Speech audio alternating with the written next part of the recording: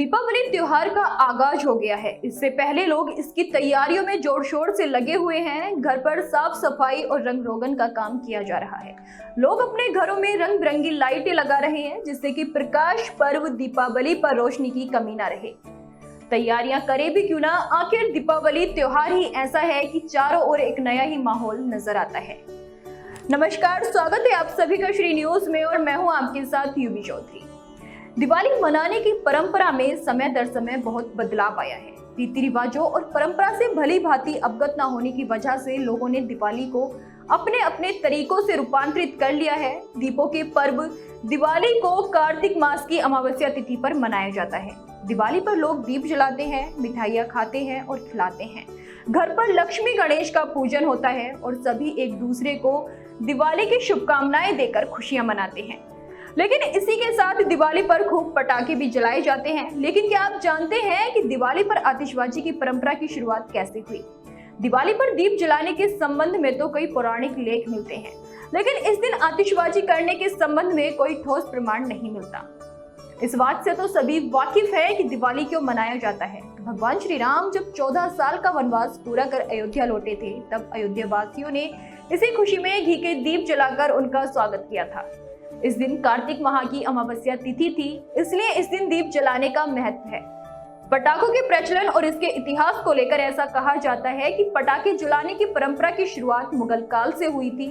वहीं कुछ इतिहासकारों का मानना है कि 7वीं शताब्दी में चीन में पटाखों में आविष्कार हुआ था। इसके बाद 1200-1700 ईस्वी तक ये दुनिया भर में पटाखे जलाना लोगों की पसंद बन गया। अगर बात की जाए भारत में आतिशबाजी के इतिहास की, तो दिवाली अंधकार पर प्रकाश की विजय का पर्व है और इसका आध्यात्मिक महत्व है। दिवाली पर पटाखे फोड़ने का भी धार्मिक महत्व है, क्योंकि इसे बुराई पर अच्छाई की जीत का प्रतीक माना जाता है।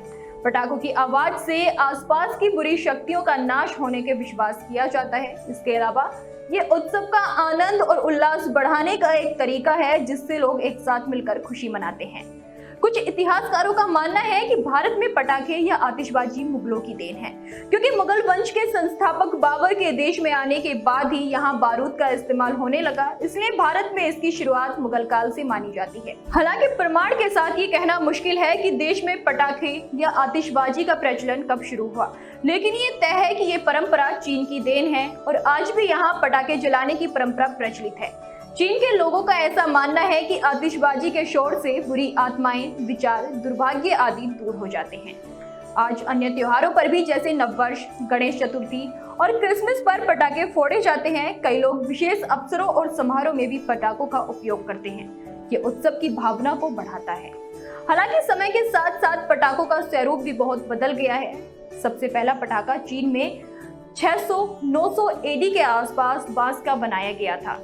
इसके बाद 10वीं सदी में चीन वासियों ने कागज से पटाखे बनाने की शुरुआत की। कागज के पटाखे बनाने के 200 साल बाद चीन में हवा में फूटने वाले पटाखे बनाने का निर्माण शुरू हुआ और 13वीं सदी आते आते यूरोप और अरब के देशों में भी बारूद का विकास कार्य शुरू हो गया।